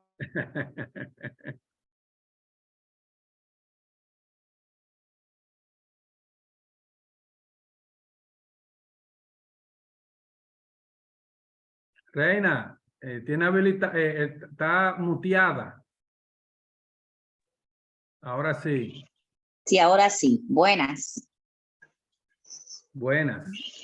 Mi inquietud está, o una recomendación, por ejemplo, esas auditorías forense, por ejemplo, para el Estado, se deberían de capacitar la Cámara de Cuentas con relación a esos auditores cuando hacen esas auditorías especiales para X caso específico, como que ahora mismo tenemos varios casos en el Ministerio Público y el área de la Contraloría también debería de capacitarse en esa parte de la auditoría forense, en ambas, como quien dice algo, ambos órganos, tanto interno como externo, como es la Cámara de Cuentas.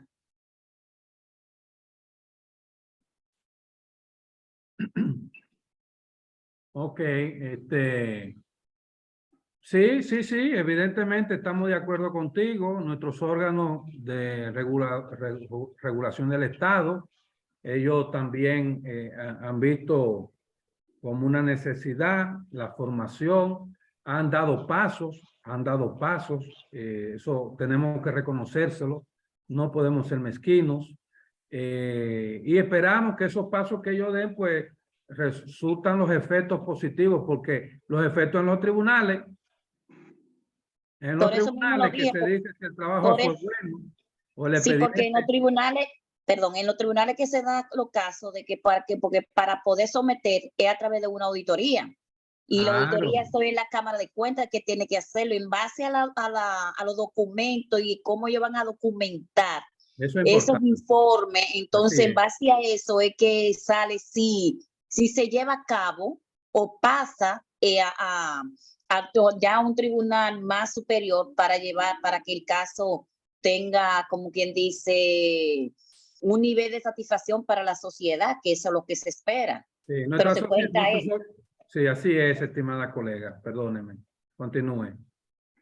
No, está bien, era eso que quería decir, o sea que por eso, por eso que hoy en día se han caído tanto los casos y siguen y buscan y como que si no tenemos ese expertise, esa capacidad, ese conocimiento de forense, de investigar y de hacer esa investigación exhaustiva, entonces no vamos a dar con los casos. Así es, estamos de acuerdo. Gracias por su aporte. José Manuel, dámele un chance a José Manuel. Espero que no me salga con una, José Manuel.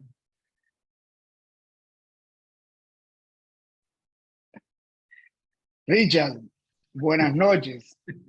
La verdad que sí, que como miembro de la Junta Directiva, primero darte las gracias por esta charla, que es una charla de un tema que la mayoría no dominamos.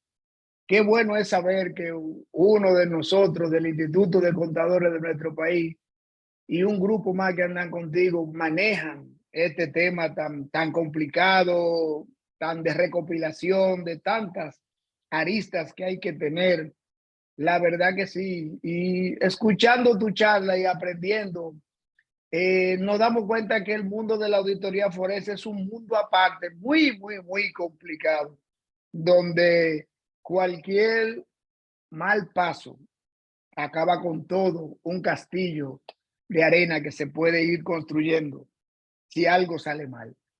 La verdad que gracias de parte del instituto por ti, por tu equipo, por la gente de AIC que se está preocupando porque la auditoría forense cada día más tenga más cosas en el mundo, pueda ir mejorando y que cuando un contador en cualquier país, no solamente de América Latina, sino del mundo, haga una auditoría forense, el nombre de el contador quede bien. Pero sí me he dado cuenta que para ser un perito contable, antifraude y todo eso, todavía a los simples mortales que acabamos de llegar a oír esto, nos falta mucho por aprender. Nos faltan muchas cosas por tener en talleres, verlo, practicarlo, porque hay muchas cosas que se caen aquí si uno no está atento a que de la mesa no se caiga nada. La verdad que en nombre del Instituto, Richard y tu equipo, gracias. Y ojalá que esto se pueda repetir más y que muchos de los que hoy estamos aquí, que hemos aprendido barbaridades de cosas, en nombre mío y de todo, la verdad que sí.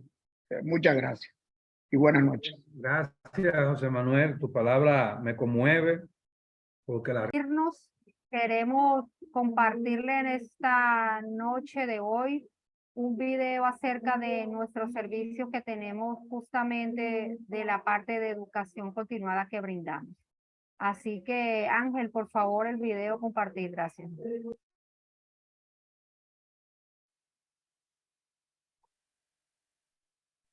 Saludos cordiales. Le asiste Vanessa Dames, encargada del Departamento de Capacitación del Centro de Estudios Superiores CECI-IPAR, profesor Genaro Soriano.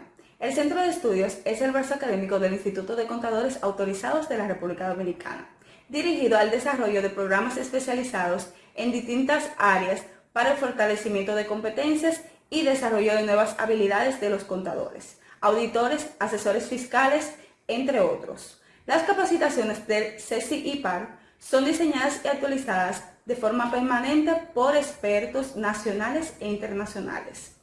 Nuestra tarea es contribuir en la formación de profesionales especializados, con liderazgo que se conviertan en protagonistas en las organizaciones, con visión y superación. Ese es nuestro reto. En este sentido, nace el CECI-IPAR, con el objetivo de ayudar al crecimiento y desarrollo profesional de los contadores dominicanos y profesionales del área de negocios, mediante procesos formativos e innovadores que combinan el beneficio que proporcionan las nuevas tecnologías en el proceso de aprendizaje con el rigor técnico y experiencias de nuestros instructores profesionales de práctica. Desde la dirección académica, trabajamos para brindar las mejores experiencias a nuestros participantes conforme a nuestra oferta académica, conscientes que vivimos en un mundo cambiante que nos obliga a mejorar y adaptar nuestros formatos a los nuevos tiempos. El mismo fue remodelado en el año 2021 para poder brindar un mejor servicio a nuestros usuarios. Estamos ubicados en la Avenida Independencia, esquina Socorro Sánchez. En el mundo de estudios profesionales, el prestigio es importante.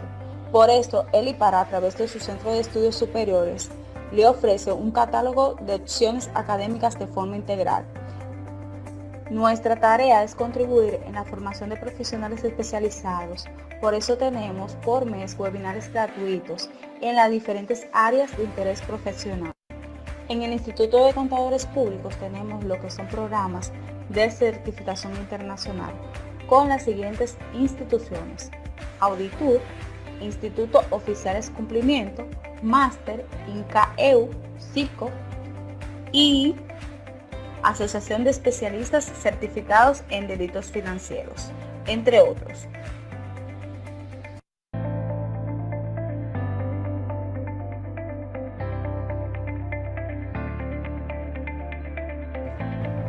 Si estás pensando en iniciar un negocio para generar ingresos extras o aprovechar tu tiempo libre, un diplomado o curso taller te puede preparar en las áreas específicas que necesites fortalecer para lograrlo. Además, también puede actualizarte en el ámbito profesional para retomar tu carrera, ya que se trata de un programa por lo general ofrecido para que conozcas a profundidad los beneficios personales y profesionales que te ofrecen. Les invito a que puedan visualizar lo que es el programa de capacitación por mes. Dentro de esta diapositiva, ustedes van a poder visualizar lo que son los canales de contactos directos con nosotros y con gusto le podemos asistir.